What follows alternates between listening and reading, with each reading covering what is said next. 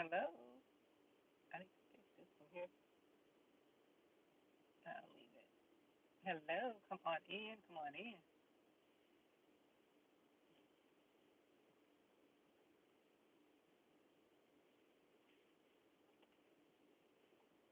Come on in.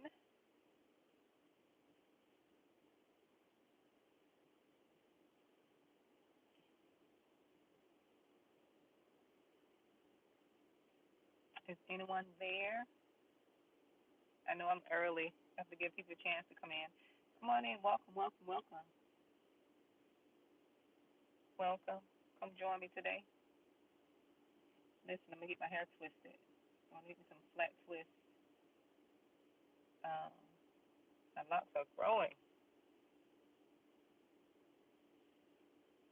Come on in. Come on in.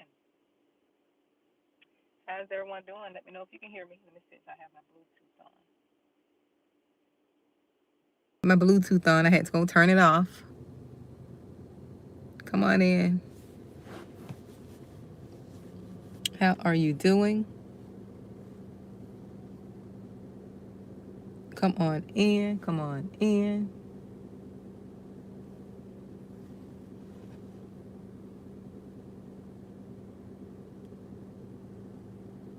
Let me know how you're doing.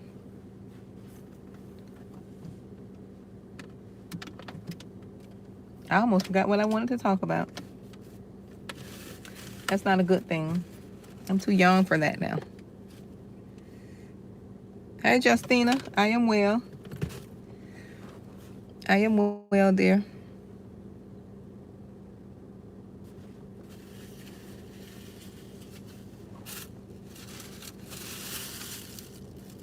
I don't want to leave this in here. That's going to melt. It's definitely going to melt. Sorry about all the noise, you all. I think it's already started melting. Come on in. Listen, I want to talk about. Hey, Keisha.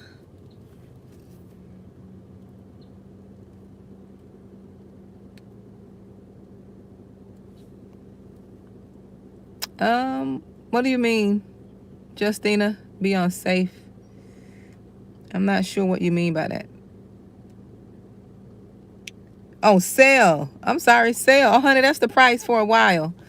That's going to be the price. I didn't see. I look. I need glasses. The sun glaring. You know what? That's not good. The sun was glaring off the dashboard. You said sale. Oh, that's the price there. It'll be like that for a little while. So no worries. You'll have time to purchase it. I had to think about what I was going to talk about. Y'all know I always have something to talk about. Oh,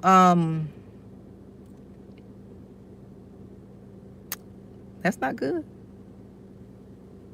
That's not good at all. But listen, chosen ones, I think this is, I got it now. Look, I got it. Listen, I talk about this a lot. Sometimes it seems like I be talking about the same thing, different scenarios. And I really do sometimes because I want us chosen ones to know that we don't have to stay stuck. We don't have to suffer. We no longer have to suffer because for so long we have suffered. We've suffered at the hands of others and we've suffered at the hands of ourselves. Now, I have to be honest. We've suffered at the hands of others and we've suffered at the hands of ourselves because we were not willing to do the work to get over the hump, right? To get over the hump, to heal and to get over the hump of, passiveness, the hump of people pleasing, the hump of codependency, the hump of trying to make everybody else happy but ourselves. And I understand because we're not selfish people. And it's very hard to distinguish the two. It's very hard to distinguish between being selfish and you just looking out for yourself, setting boundaries. It is. It's very hard. It's hard because we have a heart. We have a servant heart. We have a heart to give. We have a heart to help. We have a heart to heal. And it's very hard for us. Hey, Michelle. Hey, Tahisha. And it's very hard for us because when you have that heart, it is very hard to, set boundaries. It's very hard to tell people no. It is. It's very hard when you have that heart, and people will take advantage of that. And that's what I want to come talk to you about. I want to talk to you about,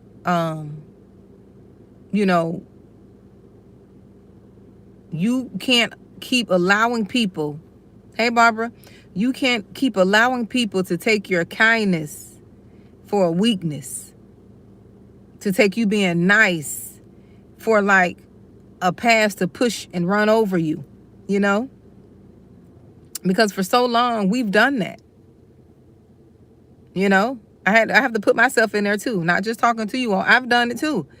And it's almost like we're like trying to crucify ourselves or something. We're trying to walk the walk that God walked or something, how we just let people, crucify us. And I'm not saying that in a way to like, what I am saying is God died for us. He's been crucified. We don't have to do that.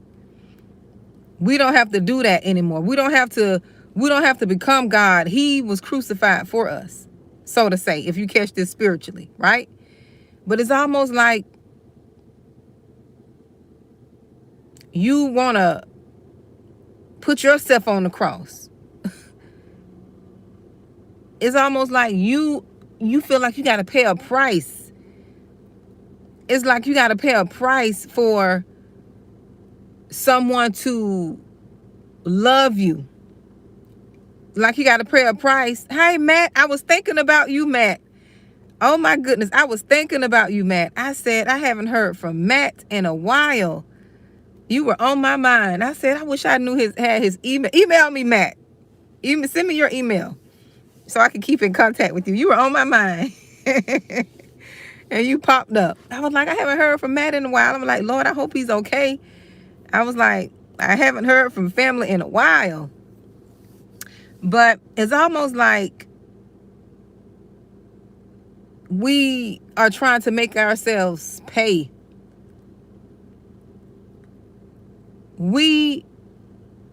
It's like we want to make, it's like we're trying to,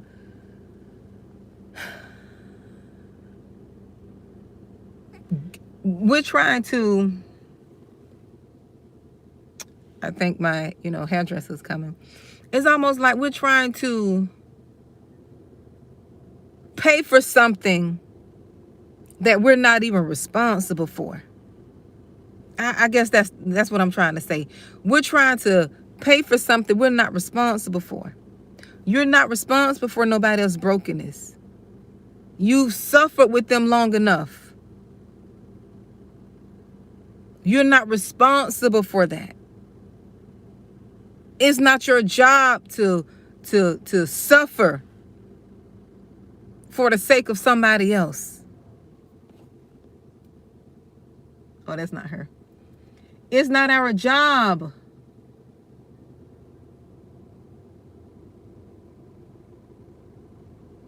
It is not our job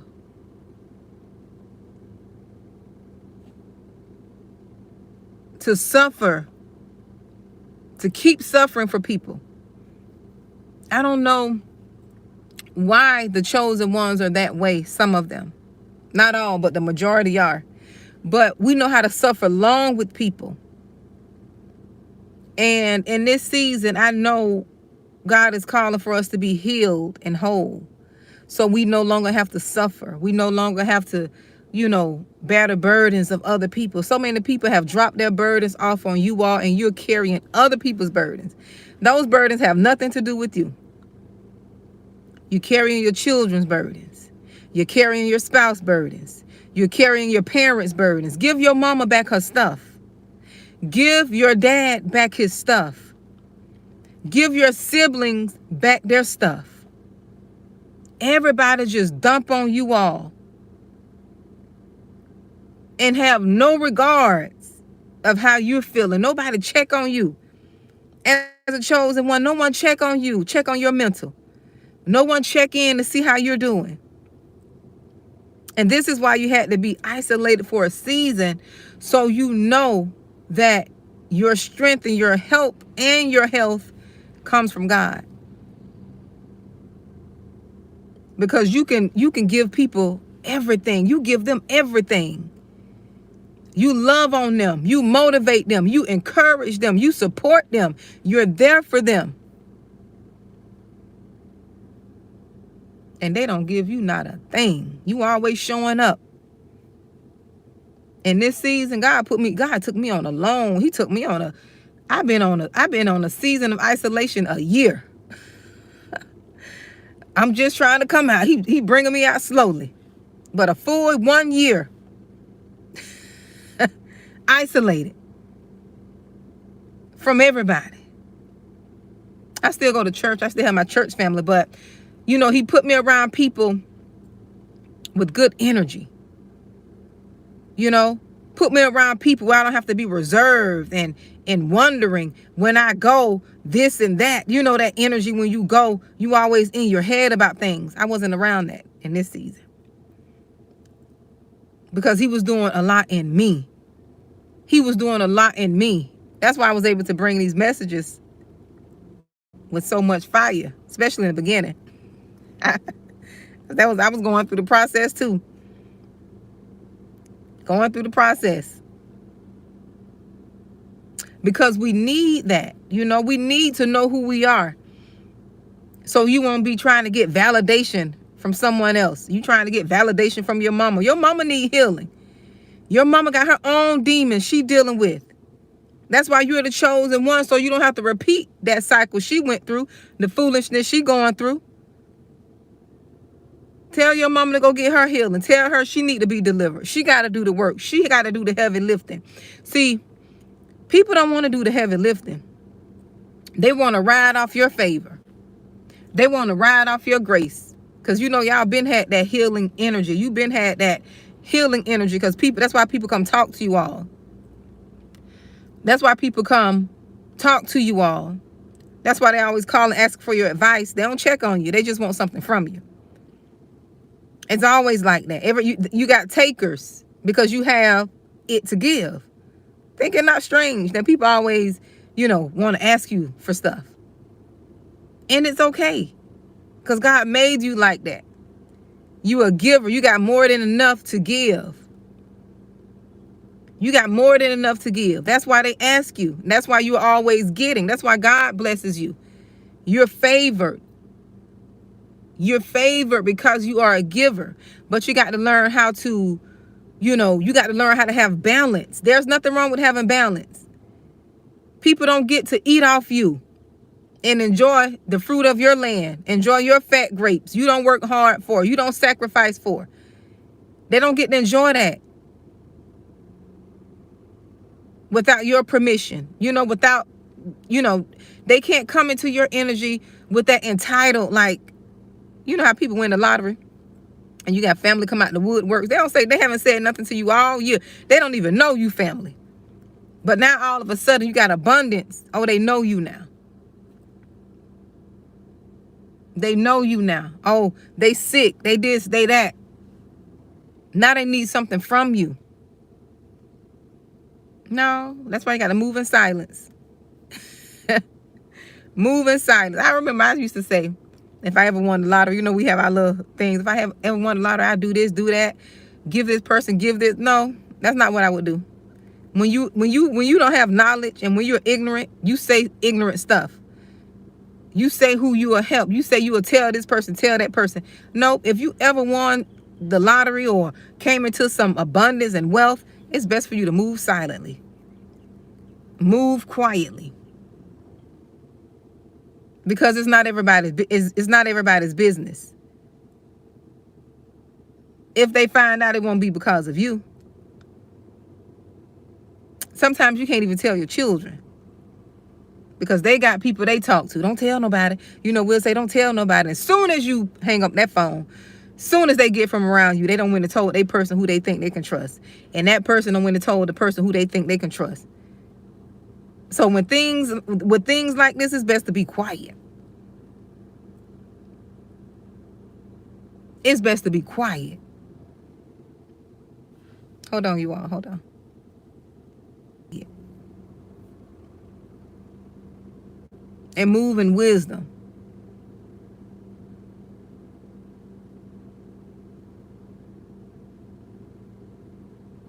So when I come and I give these messages and try to impart wisdom and give you examples and share my experience and just, be talking. Okay. I just want us to know, as chosen ones, we got to do the work, continue doing the work. We got to heal, because when you heal, you will know it is not healthy to let people run over you, to let people mistreat you, abuse you. You won't be running behind folks who don't love you, who don't care for you, who don't respect you.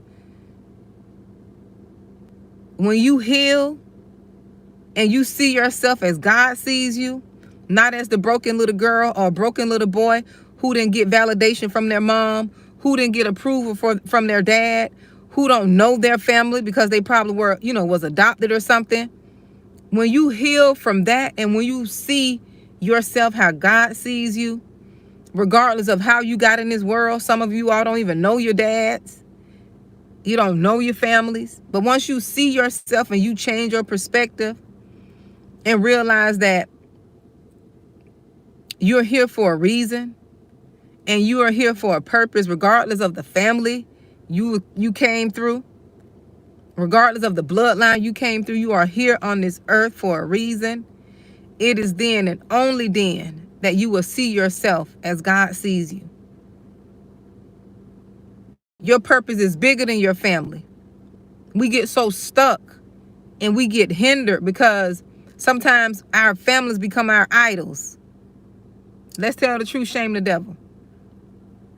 Sometimes your family can become your idol because you want to do whatever everybody in the family doing.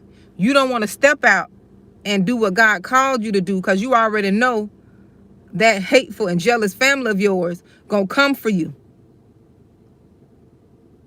If you do anything different outside the norm of what's been done in the bloodline, they gonna come for you. And I've said this plenty of times. And you already know it because you know your family. That's why God is telling you your call is bigger than your family. What you got going on is bigger than your family. What he's calling you to do is bigger than them. And until it's almost like Joseph. See how Joseph, his siblings hated on him, sold him, hated on him because he had a dream and they had the same gifts and talents. They just were not operating in them, right? You see how Joseph's siblings did him, threw him in the pit, made fun of his dreams, made fun because he wasn't like them. He wasn't as strong, but Joseph's heart was pure. Joseph's heart was righteous. It wasn't about the outer appearance. He was righteous. And you can use them stories and examples from the Bible. Those examples and stories are about what's going on now in the world. You can relate that to your life any type of way you want to. Those stories could be correlated with how we experience the world. But you see how they hated on Joseph? And you see how they talked about him, made fun of his dreams. He was excited to share his dreams, what God was showing, the visions God was giving him. And his own family hated on him. Hated on him so much they sold him, lied on him. You see how it go? They lie on you. Make you look like you the bad person. Because he dared to step forward and walk into his calling. He dared to let go of the naysayers, what they said about him, what they thought about him. He dared to be bold and step into his God-given purpose. And he was so humble. He had women throwing themselves on him. Potiphar's wife throwing herself on that man because of that light. And you'll have people do that. Throwing herself and getting mad because he's righteous and he got self-control. That's why you can't tell me men don't have self-control. He had it in the Bible. But when you submit it to God, you can have self-control over that thing. He could have did what he wanted to do to her. But because he said no, because he know God was with him, and his favor came from him being obedient. He said no. She got mad and lied on him. You see how people get mad when you don't do what they want to do? When you don't do what people want you to do, they get mad on you and lie on you, set you up. Set you up. They'll lie on you. Yes, they will. They'll lie on you. They'll conspire against you. They'll gang up on you, team up on you. All this foolishness they'll do. And guess what Joseph did? Still ended up ruling over the main food supply. Still ruled over. I want to say that was Egypt, if I got my story right. Still ruled over and was in charge and put in a place of power because he was humble. He was humble and he lived a righteous life. He did what was right. His heart was right. Regardless of the people trying to get him to do wrong, he still had self-control. And he went on to live his life without his family. He went on to live his life. He went on to do great things. He went on to do what God told him to do without his family being there in his corner cheering him on. And that same family who threw him into slavery, threw him into the pit, sold him, he had to feed them. He had so much that he still blessed them. He sent for them. And they did him wrong. They lied on him. Mistreated him. Talked about him. And he still was there in the end. Still fed him. This is why God is separating you. So you can go ahead of the same ones who talked about you. You can go ahead of the same ones who lied on you. This is why you got to heal, chosen one. You got to heal so this isn't about you.